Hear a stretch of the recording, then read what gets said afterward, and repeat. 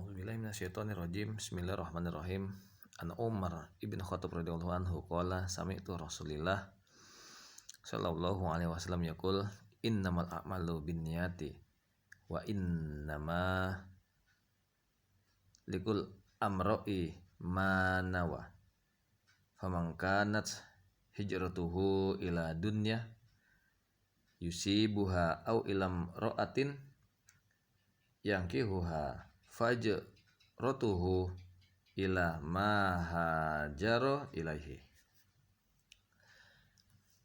Kitab tentang turunnya wahyu kepada Rasulullah sallallahu alaihi wasallam, Nabi Muhammad sallallahu alaihi wasallam, diawali dengan pembahasan pentingnya niat ya. Riwayat dari Umar ibn Khattab radhiyallahu an, beliau berkata, kata Umar, saya pernah mendengar bahwa Nabi Shallallahu Alaihi Wasallam bersabda, sesungguhnya amal perbuatan itu tergantung pada niatnya, dan setiap orang akan mendapatkan balasan sesuai dengan niatnya.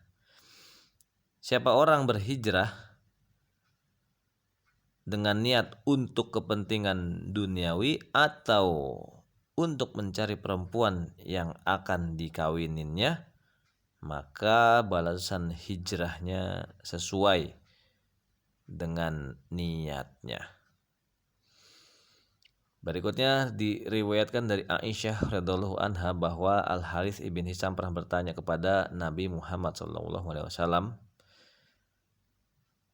wahai Nabi, bagaimana sampainya wahyu kepada Tuhan? Kemudian Nabi Shallallahu Alaihi Wasallam menjawab, kadang-kadang wahyu diturunkan kepadaku, kata Nabi, seperti bunyi lonceng, dan inilah yang aku rasain paling berat. Kemudian bunyi lonceng tersebut menghilang setelah aku menghafal wahyu yang diturunkan itu. Kadang-kadang malaikat Jibril mendatangiku, kata Nabi, dengan berwujud seorang laki-laki. Kemudian beliau menyampaikan wahyu kepadaku, dan kemudian aku menghafal apa yang disampaikannya, jawab Rasulullah Sallallahu Alaihi Wasallam. Kata Aisyah radhiyallahu anha, beliau berkata juga, saya pernah melihat Nabi Sallallahu Alaihi Wasallam ketika beliau sedang menerima wahyu. Pada hari yang sangat dingin, keringat beliau bertetesan dari dahi beliau seusai menerima wahyu. Kita lanjut lagi. Nomor 3.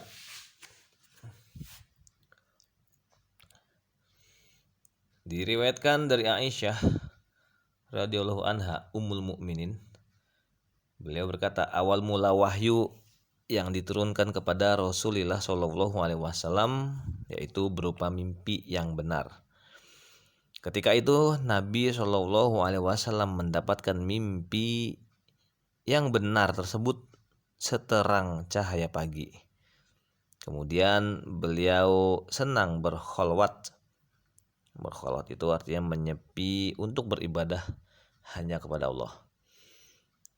Beliau berkholwat di Goa Hiro untuk beribadah selama beberapa malam sebelum beliau kembali kepada keluarga beliau. Nabi Muhammad membawa perbekalan makanan untuk berkholwat, lalu beliau pulang menemui Khadijah untuk mengambil perbekalannya lagi, sehingga ketika berada di dalam Gua Hiro, beliau tiba-tiba mendapatkan wahyu. Beliau didatangin malaikat yang mengatakan, bacalah. Nabi Muhammad menjawab, aku gak bisa baca. Terus kata Nabi Muhammad, kemudian malaikat itu memeluk aku keras-keras sehingga nafasku terasa sesak. Kemudian malaikat itu melepaskan aku. Lalu dia bilang lagi, bacalah. Aku menjawab, aku gak bisa baca, kata Nabi. Malaikat itu memelukku lagi untuk kedua kalinya dengan keras sehingga nafasku sesak lagi. Lalu dia ngelepasin aku. Kemudian dia bilang lagi, bacalah. Kata Nabi, aku gak bisa baca. Malaikat tersebut memeluk aku hingga ketiga kalinya dengan keras sehingga nafasku ini sesek. Lalu malaikat itu ngelepasin aku. Kemudian malaikat itu menyampaikan, bacalah dengan nama Tuhanmu yang menciptakan. Dia menciptakan manusia dari segumpal darah. Bacalah, Tuhanmu lah yang maha pemurah. Ini ada di dalam surah Al-Alaq ayat 1-3. Kemudian Rasulullah Shallallahu Alaihi Wasallam pulang membawa wahyu dengan hati yang penuh ketakutan. Beliau menemui Khadijah binti Khuwailid radhiyallahu anha. Kemudian beliau bilang, selimuti aku, tolong selimutin aku. Maka keluarga Nabi Shallallahu Alaihi Wasallam menyelimutin beliau sehingga rasa takut beliau itu hilang. Terus beliau ceritakan kepada Khadijah perihal peristiwa yang beliau alamin.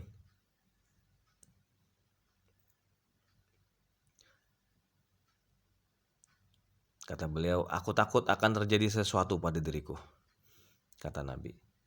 Khadijah menjawab, demi Allah, gak akan terjadi apa-apa. Allah gak akan membuat engkau hina. Dan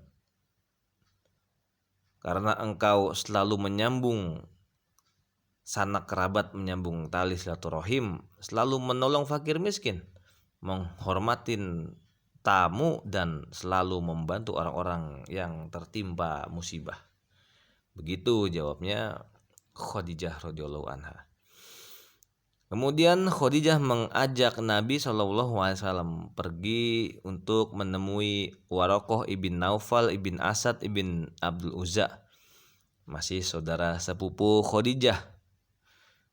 Waraqah ibn Naufal adalah orang yang beragama Nasrani pada masa jahiliyah, dan beliau juga pernah menulis kitab Injil dalam bahasa Ibrani sebanyak jumlah yang dikehendaki oleh Allah Subhanahu wa taala. Ketika itu Waraqah ibn Naufal sudah tua dan sudah buta. Khadijah bilang, wahai saudaraku, wahai sepupu aku, dengarkanlah apa yang disampaikan oleh suamiku ini. Waraqah ibn Naufal bertanya kepada Nabi, wahai saudaraku, apa yang telah kau alami? Nabi Muhammad menjawab dan menyampaikan apa yang telah beliau alami. Diceritakannya kepada Waraqah ibn Naufal. Terus Waraqah ibn Naufal berkata kepada Nabi Muhammad, wahai Muhammad, dia itu adalah An-Namus, maksudnya malaikat Jibril, yang juga diutus oleh Allah kepada Nabi Musa. Oh, betapa seandainya aku masih muda dan aku masih hidup ketika nanti kamu mengusir kamu, wahai Muhammad. Kemudian Rasulullah pun bertanya, apakah mereka akan mengusir aku? Waraqah ibn Naufal menjawab, iya betul. Enggak ada laki-laki yang menyampaikan wahyu seperti yang telah kau bawa ini, melainkan akan dimusuhin. Andai saja aku masih hidup, ketika nanti kau diusir, niscaya aku akan membela kamu dengan seluruh kemampuanku.